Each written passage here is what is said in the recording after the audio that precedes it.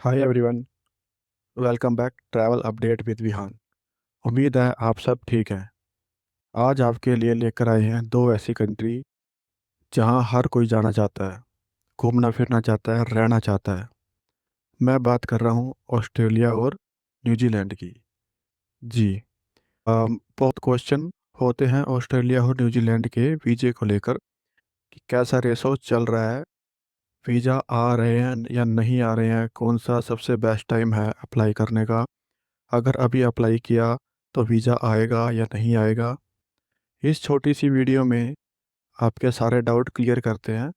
साथ में आपको बता रहा हूँ कि किन चीज़ों को आपको ध्यान में रखना है जिससे आपका वीज़ा रेशो हाई रहे वीज़ा अप्लाई करते टाइम, जिससे आपकी रिफ्यूज ना आए और आपको वीज़ा मिल जाए। तो अभी बात करते हैं ऑस्ट्रेलिया के सक्सेस रेट की। तो अभी के टाइम में ऑस्ट्रेलिया का जो वीज़ा सक्सेस रेशो है 50-50 चल रहा है, वो भी पिछले 2 साल से। हो सकता है आप ये वीडियो भविष्य में देख रहे हो, तब का ट्रेंड तब होगा। ऑस्ट्रेलिया तो सिर्फ तभी अप्लाई करें अगर आपका प्रोफाइल स्ट्रोंग है। सेकंड बात करते हैं न्यूजीलैंड की। न्यूजीलैंड थोड़ा बेटर है ऑस्ट्रेलिया से। न्यूजीलैंड का रेशो आप बोल सकते हैं 70-30 चल रहा है। न्यूजीलैंड जाने के लिए समय ठीक है। अगर आप न्यूजीलैंड वीज़ा अप्लाई करना चाहते हैं तो अभी के हिसाब से आप कर सकते हैं। अब मैं आपको बताना चाहता हूँ कि अगर आप ऑस्ट्रेलिया का वीज़ा अप्लाई करना है तो कैसे हालात और कंडीशन में आपका वीज़ा आ रहा है। नंबर 1, आपका कोई रिसेंट रिफ्यूजल नहीं होना चाहिए, ना ही ऑस्ट्रेलिया से और ना ही न्यूजीलैंड से। अगर ऑस्ट्रेलिया न्यूजीलैंड का कोई रिफ्यूजल आपका आया हुआ है तो बिल्कुल भी अप्लाई ना करें, दोबारा फिर आपको रिफ्यूजल का सामना करना पड़ेगा। तो सेम अगर न्यूजीलैंड का भी रिफ्यूजल आया हुआ है तो भी मेरी राय है कि आप अभी अप्लाई ना करें। जब न्यूजीलैंड ने ही वीज़ा नहीं दिया तो ऑस्ट्रेलिया वीज़ा कैसे देगा। नंबर 2, अगर आपके अकाउंट बैलेंस प्रॉपरली मेंटेन नहीं है तो आप बिल्कुल भी कोशिश ना करें वीज़ा अप्लाई करने की।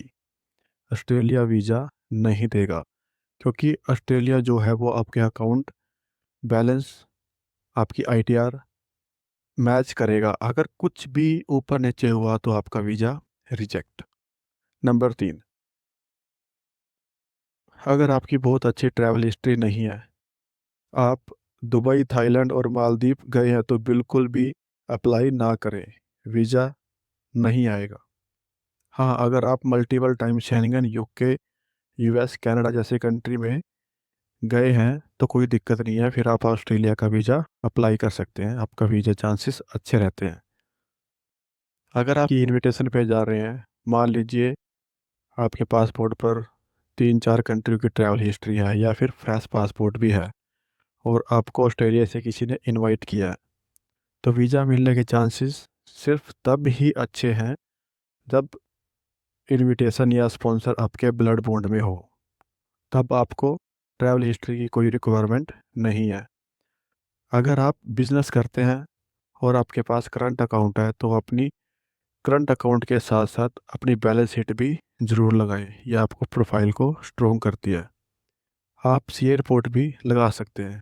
सेम ही आप अगर जॉब करते हैं तो आपके सिर्फ अकाउंट स्टेटमेंट लगाने से बात नहीं बनेगी, आपको एनओसी और साथ के साथ आपका ज्वाइनिंग लेटर भी लगाना पड़ेगा, चाहे वो 5 साल पुराना या 10 साल पुराना ही क्यों ना हो। उससे आपके वीज़ा प्रोफाइल अच्छी रहती है, अच्छी बन जाती है, जिससे आप स्ट्रॉन्ग प्रोफाइल भी बोल सकते हैं। ये था ऑस्ट्रेलिया के लिए। अभी बात करते हैं न्यूजीलैंड का वीज़ा कैसे आ रहा है और किस प्रोफाइल पे आ रहा है, कैसे आप न्यूजीलैंड का वीज़ा ले सकते हैं। न्यूजीलैंड का वीज़ा अभी अगर ट्रेंड में है तो वो पॉजिटिव है, यानी अभी चांसेस ले सकते हैं अगर आपके बैंक बैलेंस में 6 से 8 लाख रुपए बैलेंस आपने मेंटेन किया हुआ है। अगर आपने हल्का फुल्का 2-4 देश में ट्रैवल किया हुआ है तो इस चीज़ का ध्यान देना होगा।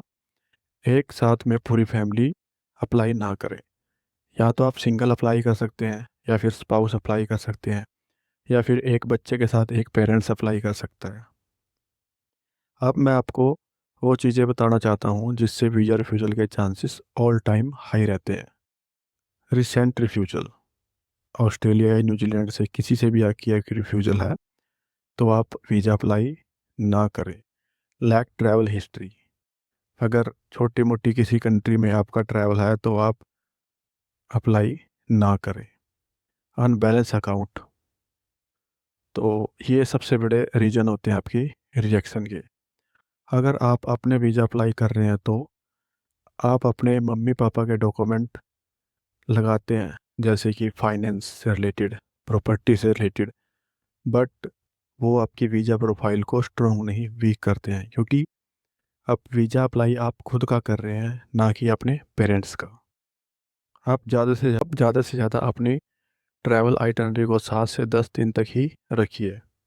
ज़्यादा लंबा अगर आप स्टे करोगे तो आपके बजट बिगड़ सकता है और जिससे सीधा इफ़ेक्ट आपके वीज़े पर पड़ेगा। अगर आप अगर आप ऑस्ट्रेलिया और न्यूजीलैंड दोनों कंट्रियों को एक साथ क्लब करते हैं तो 15 दिन का टूर आपके लिए काफ़ी ठीक रहेगा। अकाउंट बैलेंस कितना होना चाहिए? अकाउंट, अगर बात करें ऑस्ट्रेलिया और न्यूजीलैंड के टूरिस्ट वीज़े के लिए, तो 10 से 12 लाख कम से कम आपके अकाउंट में होना चाहिए। और हाँ, अगर आपकी फैमिली में बहुत सारे लोग आपके ऊपर डिपेंडेंट हैं, तब भी वीज़ा मिलने के चांसेस कम हो जाते हैं, अगर आपकी ट्रैवल हिस्ट्री अच्छी नहीं रही है, तो इस चीज़ का भी आप ध्यान दीजिए। उम्मीद है आपको ऑस्ट्रेलिया और न्यूजीलैंड में चल रही इस कन्फ्यूजन का काफ़ी हद तक क्लियर हुई है। और भी मोर इन्फॉर्मेशन के लिए चैनल को लाइक करें और सब्सक्राइब करना ना भूलें। मिलते हैं नेक्स्ट वीडियो में।